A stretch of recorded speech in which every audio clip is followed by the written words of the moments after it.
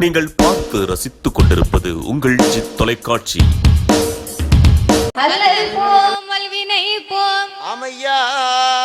அன்னை வயற்றில் பிறந்த தொல்லை போ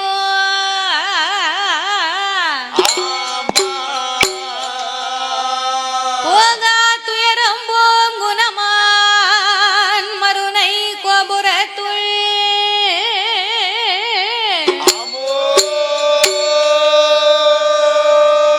வீச்சிருக்கும் கணபதியை கை தொழுத காப்பே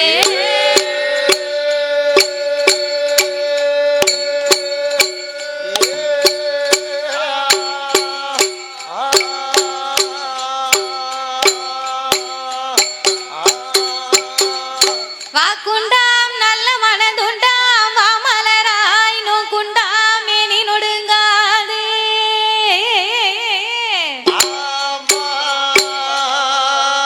பூக்கொண்டு துப்பாய் திருமேனி துன்பிக்கையான் உன் பாதோ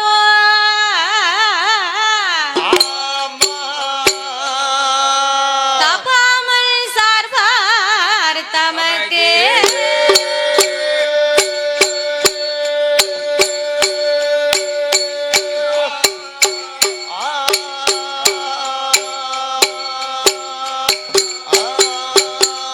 யானை முகம் இருகொம்பும் மகன்ற மார்பும் சிறுகண்ணு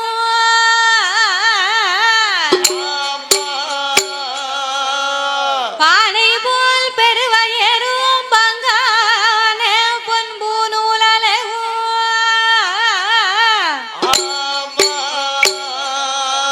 தானே தோன்றி எனது உள்ளத்தில் தயவாய் வாழும் விநாயகா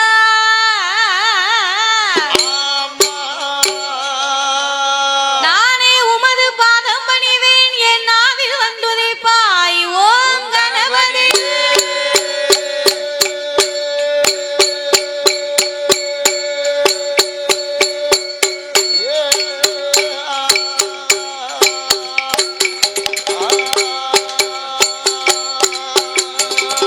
வெள்ளை தலையுடுத்தி வெள்ளை பனி பூண்டு வெள்ளை கமலத்தில் வீச்சிருப்பால் அன்னை வெள்ளை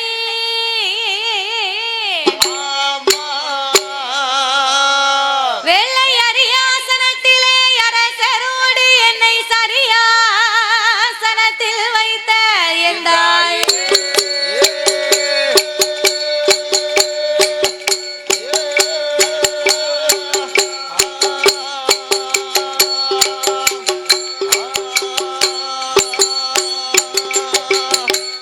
அண்டர்கள் துயரம் தீராயோ திமாநகரில் வந்து பிறந்தோ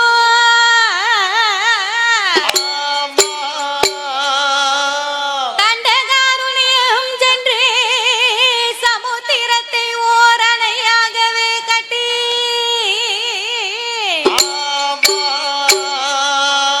கொண்டல் ராவணனை மாய்க்க கோதண்டம் கையில் ஏந்தோ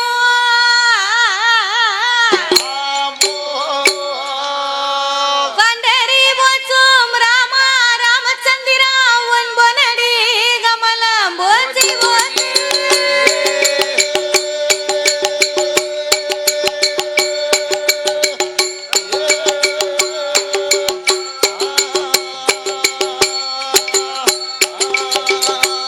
வச்சாத பொய்கை வளநாடு கண்டு மலை மேல் இருக்கும் திருமலை முருகா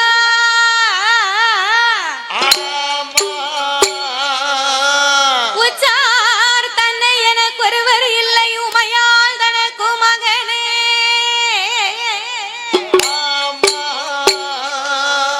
முத்தாடை தந்து அடியாலை ஆட்கொள்வாய் முருகேசா என் மனத்துள் நின்று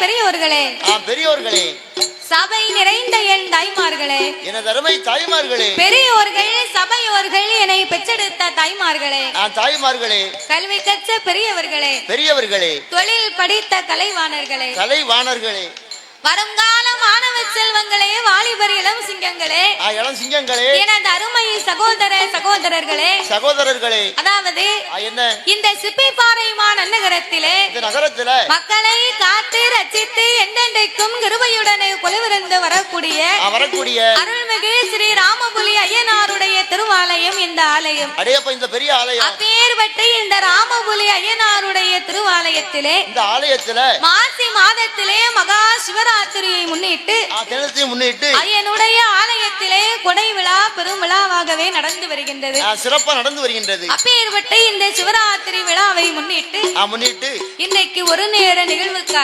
நிகழ்ச்சிக்காக நாமளுடைய வெள்ளிசையை வரவழைக்க வேண்டும் என்று அன்போடு நாமல் 6 பேர்களையுமே இந்த ஆலயத்திற்கு வரவழைத்து உள்ளார்கள்.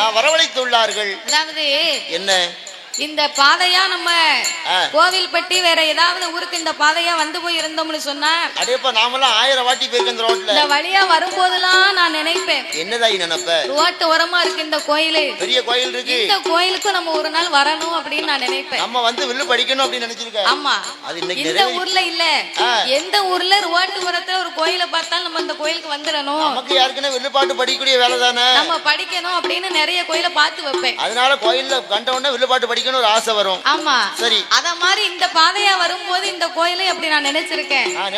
நினைச்ச மாதிரி ஐயனார் நம்மளே வரவழைச்சிட்டார். இன்னைக்கு உன் ஆசை நிறைவேறி விட்டது.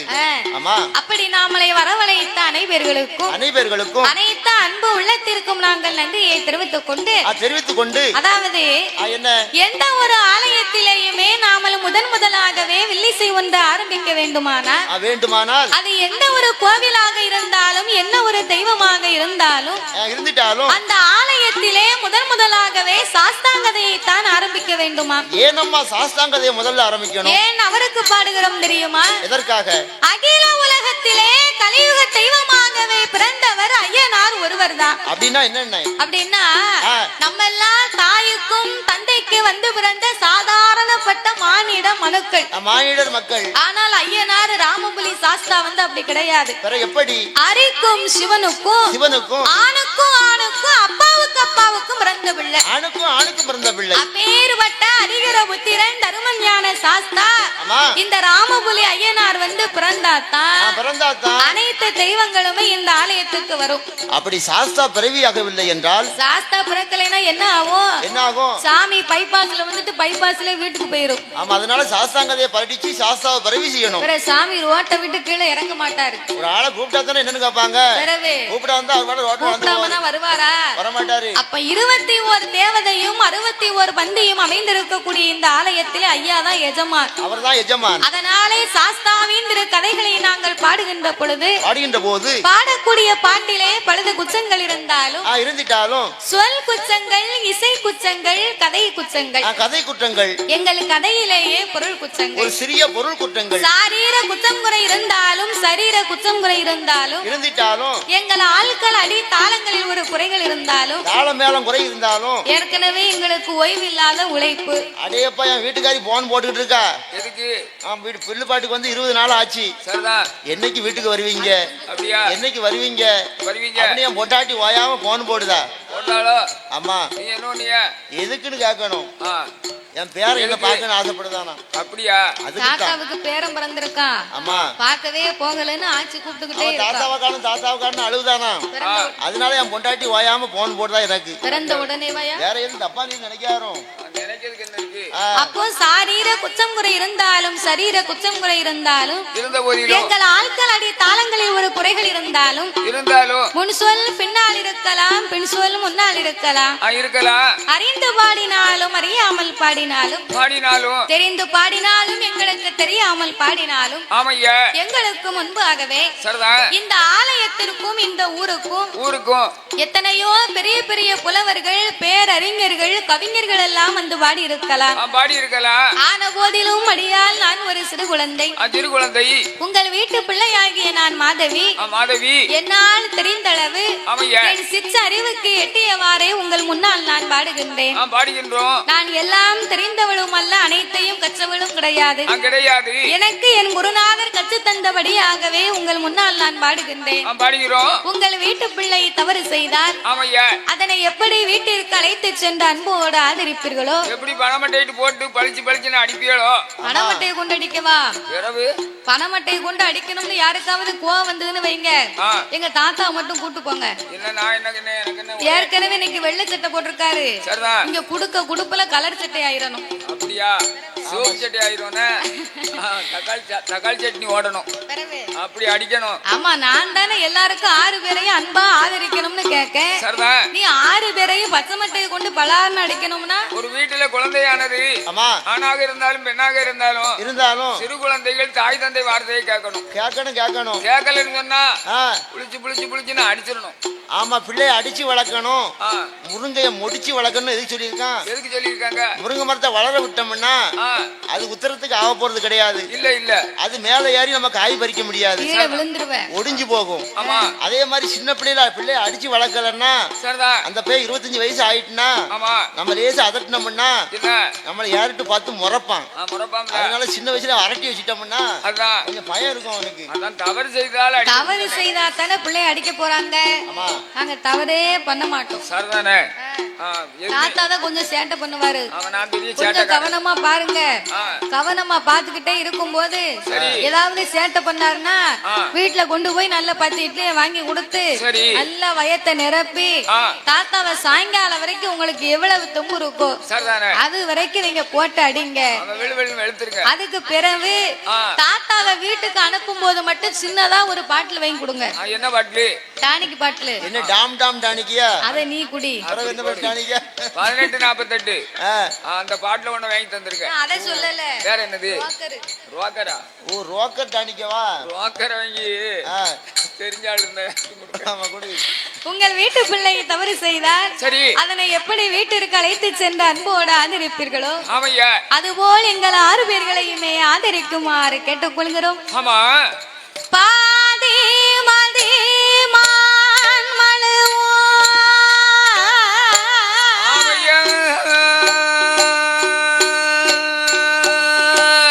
கங்கையோடு பாம்பணிந்து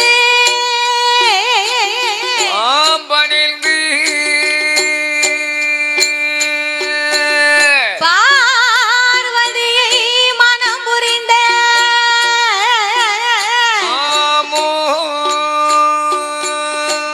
ஆதிசிவன் மோகமது கலிதமாகி அச்சுதன் என் பெருமான் இருகரத்தினால் ஏந்த